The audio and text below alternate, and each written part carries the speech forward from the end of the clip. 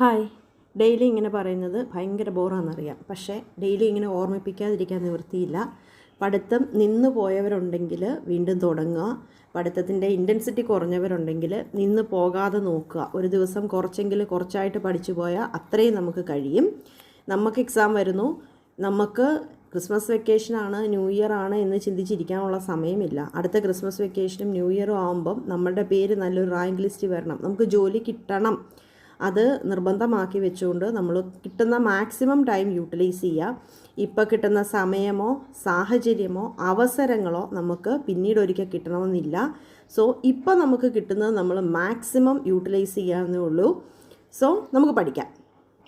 നമുക്ക് നെക്സ്റ്റ് പഠിക്കാനുള്ളത് അക്സെപ്റ്റൻസ് ആംഗിളും കോണുമാണ്. എന്താണ് അക്സെപ്റ്റൻസ് ആംഗിൾ എന്ന് നമുക്ക് നോക്കാം.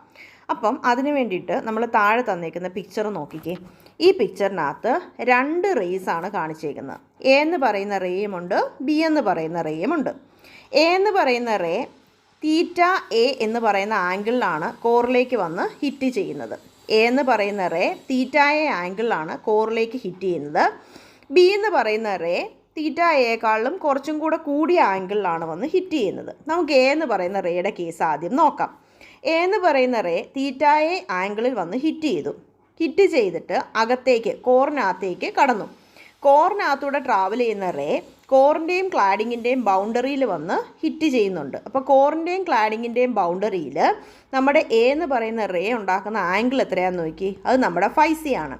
ഫൈസിയുടെ പ്രത്യേകത എന്താ? ഫൈസി നമ്മുടെ ക്രിട്ടിക്കൽ ആംഗിളാണ്. ടോട്ടൽ ഇൻറ്റേർണൽ റിഫ്ലക്ഷൻ നടക്കാനുള്ള ക്രിട്ടിക്കൽ ആംഗിളാണ് ഫൈസി എന്ന് പറയുന്നത്. അപ്പം ഈ എ എന്ന് പറയുന്ന റേ കോറിൻ്റെയും ക്ലാഡിങ്ങിൻ്റെയും ബൗണ്ടറിയിൽ മേക്ക് ചെയ്യുന്ന ആംഗിള് നമ്മുടെ ഫൈസി ക്രിട്ടിക്കൽ ആംഗിളിനേക്കാളും കൂടിയ ആംഗിളാണ്. ക്രിട്ടിക്കൽ ആംഗിളിനേക്കാളും കൂടിയ ആംഗിളിൽ വന്ന് ഹിറ്റ് ചെയ്യുന്നതുകൊണ്ട് അവിടെ ടോട്ടൽ ഇൻറ്റേർണൽ റിഫ്ലക്ഷൻ നടക്കും. ടോട്ടൽ ഇൻറ്റേർണൽ റിഫ്ലക്ഷൻ നടന്നിട്ട് ആ റേ എന്തു പറ്റും? ഒപ്റ്റിക് ഫൈബറിനകത്തൂടെ തന്നെ ടോട്ടൽ ഇൻറ്റേർണൽ റിഫ്ലക്ഷൻ നടന്ന് ട്രാൻസ്മിറ്റ് ചെയ്ത് പോകും. അതേ സമയത്ത് റേ ബി നോക്കിക്കേ. റേ ബി കോറിൽ വന്ന് ഹിറ്റ് ചെയ്യുന്ന ആംഗിൾ നമ്മുടെ തീറ്റ എയേക്കാളിലും കൂടുതലാണ്. അങ്ങനെ റേ ബി കോറിൽ വന്ന് ഹിറ്റ് ചെയ്തു, കോറിനകത്തേക്ക് റിഫ്രാക്റ്റ് ചെയ്തു, എന്നിട്ടത് കോറിൻ്റെയും ക്ലാഡിങ്ങിൻ്റെയും ബൗണ്ടറിയിൽ പോയി ഹിറ്റ് ചെയ്യുന്നുണ്ട്. കോറിൻ്റെയും ക്ലാഡിങ്ങിൻ്റെയും ബൗണ്ടറിയിൽ അത് ഹിറ്റ് ചെയ്യുന്ന ആംഗിൾ ക്രിട്ടിക്കൽ ആംഗിളിനേക്കാളും കുറവാണ്. ക്രിട്ടിക്കൽ ആംഗിളിനേക്കാളും കുറവായി കഴിയുമ്പോൾ എന്തു പറ്റും? ആ റേ ക്ലാഡിങ്ങിനകത്തേക്ക് റിഫ്രാക്റ്റ് ചെയ്ത് പോകും. അവിടെ ടോട്ടൽ ഇൻറ്റേർണൽ റിഫ്ലക്ഷൻ നടക്കത്തില്ല. റേ ക്ലാഡിങ്ങിനകത്തേക്ക് റിഫ്രാക്റ്റ് ചെയ്യും. റേ ക്ലാഡിങ്ങിനകത്തേക്ക് റിഫ്രാക്റ്റ് ചെയ്താൽ എന്നാ സംഭവിക്കും? ക്ലാഡിങ്ങിനകത്തേക്ക് റിഫ്രാക്റ്റ് ചെയ്യുന്ന റേ അൾട്ടിമേറ്റ്ലി ലോസ് ആവത്തേ ഉള്ളൂ. റേഡിയേഷൻ കാരണം അത് ലോസ് ആയി പോവും. അതൊരിക്കലും ഒപ്റ്റിക് ഫൈബറിനകത്തൂടെ ട്രാൻസ്മിറ്റ് ചെയ്യത്തില്ല. അപ്പോൾ ഈ 2 കേസ് അനലൈസ് ചെയ്ത് നമുക്കൊരു കാര്യം മനസ്സിലായി. ഒരു റേ വന്ന് കോറിൽ ഹിറ്റ് ചെയ്യുമ്പം ഒരു പർട്ടിക്കുലർ ആംഗിളിൽ താഴെയാണ് ഹിറ്റ് ചെയ്യുന്നതെങ്കിൽ മാത്രമേ ഉള്ളൂ അകത്ത് ടോട്ടൽ ഇൻറ്റേർണൽ റിഫ്ലക്ഷൻ നടക്കത്തുള്ളൂ. അപ്പം ആ പർട്ടിക്കുലർ ആംഗിളിനെയാണ് നമ്മൾ അക്സെപ്റ്റൻസ് ആംഗിൾ എന്ന് വിളിക്കുന്നത്. അതായത് അക്സെപ്റ്റൻസ് ആംഗിളിന് ഈക്വൽ ആയിട്ടോ അതിൽ താഴെയോ ആണ് റേ വന്ന് കോറിൽ ഹിറ്റ് ചെയ്യുന്ന ആംഗിളെങ്കിൽ, അല്ലെങ്കിൽ റേ കോറുമായിട്ട് മേക്ക് ചെയ്യുന്ന ഇൻസിഡൻസ് ആംഗിള് അക്സെപ്റ്റൻസ് ആംഗിളിന് ഈക്വലോ അതിൽ താഴെയോ ആണെങ്കിൽ മാത്രമേ ഉള്ളൂ ഒപ്റ്റിക് ഫൈബറിനകത്ത് ടോട്ടൽ ഇൻറ്റേർണൽ റിഫ്ലക്ഷൻ നടക്കത്തുള്ളൂ. So what is acceptance angle?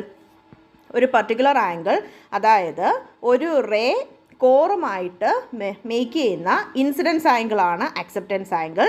ഈ ആംഗിളിൻ്റെ പ്രത്യേകത എന്താണെന്ന് വെച്ചാൽ ഈ റേ വന്ന് ഹിറ്റ് ചെയ്യുന്ന ആംഗിള് അക്സെപ്റ്റൻസ് ആംഗിളിന് ഈക്വൽ ആണേലോ അതിൽ താഴെയാണോ ആണെങ്കിൽ മാത്രമേ ഉള്ളൂ കോറിനകത്ത് ടോട്ടൽ ഇൻറ്റേർണൽ റിഫ്ലക്ഷൻ നടക്കത്തുള്ളൂ.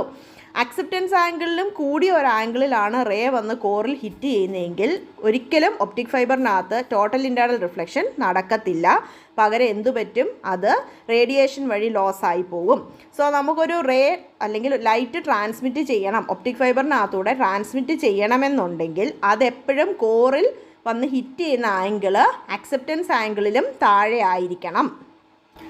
സിമ്പിളായി പറഞ്ഞാൽ അക്സെപ്റ്റൻസ് ആംഗിളിൻ്റെ വാല്യൂവിൽ താഴെയുള്ള ആംഗിളിൽ ഹിറ്റ് ചെയ്താൽ മാത്രമേ ഉള്ളൂ ടോട്ടൽ ഇൻറ്റേർണൽ റിഫ്ലക്ഷൻ നടന്ന് ഒരു റേ ഓഫ് ലൈറ്റ് ഒപ്റ്റിക് ഫൈബറിനകത്തൂടെ ട്രാൻസ്മിറ്റ് ചെയ്യത്തുള്ളൂ. അല്ലാതെ അക്സെപ്റ്റൻസ് ആംഗിളിൻ്റെ വാല്യൂവിനേക്കാളും കൂടിയ ആംഗിളിലാണ് കോറുമായിട്ട് ഹിറ്റ് ചെയ്യുന്നതെന്നുണ്ടെങ്കിൽ ടോട്ടൽ ഇൻറ്റേർണൽ റിഫ്ലക്ഷൻ നടക്കത്തില്ല. ആ റേ റേഡിയേഷൻ കാരണം ലോസ് ആയി പോകത്തേ ഉള്ളൂ.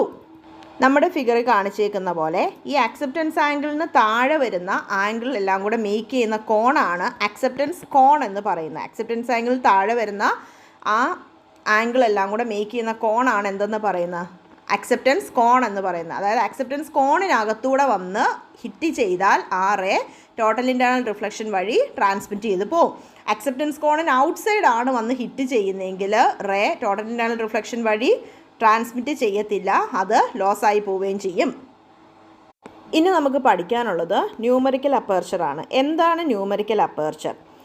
The amount of light rays accepted by the fiber is known as numerical aperture.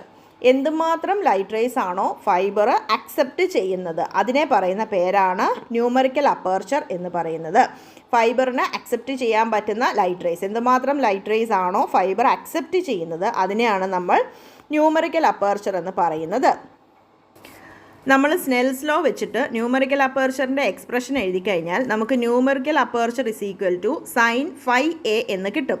നമ്മളിതിൻ്റെ ഡെറിവേഷൻ ഒന്നും പഠിക്കേണ്ട കാര്യമില്ല, കാരണം നമ്മുടെ എക്സാം OMR എക്സാം ആണ്. ന്യൂമറിക്കൽ അപ്പേർച്ചറിൻ്റെ എക്സ്പ്രഷൻ ഓർത്തിരിക്കുക. എത്രയാണ്? ന്യൂമറിക്കൽ അപ്പേർച്ചർ എന്ന് പറയുന്നത് സൈൻ ഫൈ എ ആണ്. ഫൈ എ എന്ന് പറയുന്നത് എന്താണ്? ഫൈ എ എന്ന് പറയുന്നത് ഇവിടെ അക്സെപ്റ്റൻസ് ആംഗിൾ ആണ്. So acceptance angle phi A ആയിരിക്കുമ്പം ന്യൂമറിക്കൽ അപ്പേർച്ചർ എന്ന് പറയുന്നതിൻ്റെ എക്സ്പ്രഷൻ എന്താ? സൈൻ ഫൈ എ ആണ്. അതെന്ന് പറയുന്നത് ശരിക്കും എന്താണ്? Square root of refractive index of core square minus refractive index of cladding square. അതായത് കോറിൻ്റെ റിഫ്രാക്റ്റീവ് ഇൻഡെക്സ് എടുക്കുക, ഇതിൻ്റെ സ്ക്വയർ എടുക്കുക, ക്ലാഡിങ്ങിൻ്റെ റിഫ്രാക്റ്റീവ് ഇൻഡെക്സിൻ്റെ സ്ക്വയർ എടുക്കുക, കോറിൻ്റെ റിഫ്രാക്റ്റീവ് ഇൻഡെക്സിൻ്റെ സ്ക്വയറിൽ നിന്ന് ക്ലാഡിങ്ങിൻ്റെ റിഫ്രാക്റ്റീവ് ഇൻഡെക്സിൻ്റെ സ്ക്വയർ സബ്സ്ട്രാക്ട് ചെയ്തിട്ട് അതിൻ്റെ റൂട്ട് എടുത്താൽ നമുക്ക് ന്യൂമറിക്കൽ അപ്പേർച്ചറിൻ്റെ വാല്യൂ കിട്ടും. സോ ന്യൂമറിക്കൽ അപ്പേർച്ചർ എന്ന് പറഞ്ഞാൽ ഒന്നെങ്കിൽ സൈൻ ഓഫ് അക്സെപ്റ്റൻസ് ആംഗിൾ, അല്ലെങ്കിൽ എന്നാ എഴുതാം? Square root of refractive index of core square minus refractive index of cladding square എന്ന് എഴുതാം. ഇനി നമ്മുടെ ഒപ്റ്റിക്കൽ ഫൈബറിൻ്റെ ഡയമീറ്റർ ഡി ആണെന്ന് വിചാരിക്കുക. നമ്മുടെ ഒപ്റ്റിക്കൽ ഫൈബറിൻ്റെ കോറിൻ്റെ ഡയമീറ്റർ ഡി ആണെന്ന് വിചാരിക്കുക. ട്രാൻസ്മിറ്റ് ചെയ്യുന്ന ലൈറ്റിൻ്റെ വേവ് ലെങ്ത് ലാംഡ ആണെങ്കിൽ, അതുപോലെ ന്യൂമറിക്കൽ അപ്പേർച്ചർ NA ആണെങ്കിൽ, നമ്പർ ഓഫ് മോഡ്സ്, അതായത് എത്ര ഒപ്റ്റിക്കൽ മോഡ്സ് നമ്മുടെ ഫൈബറിൽ കൂടെ ട്രാൻസ്മിറ്റ് ചെയ്യാം. നമ്പർ ഓഫ് മോഡ്സിൻ്റെ എക്സ്പ്രഷൻ നമുക്ക് എങ്ങനെ എഴുതാം? 4.9 into dNA/λ the whole square എന്ന് എഴുതാം. സോ നമ്പർ ഓഫ് മോഡ്സ് കണ്ടുപിടിക്കാനുള്ള എക്സ്പ്രഷൻ ഓർത്തിരിക്കുക.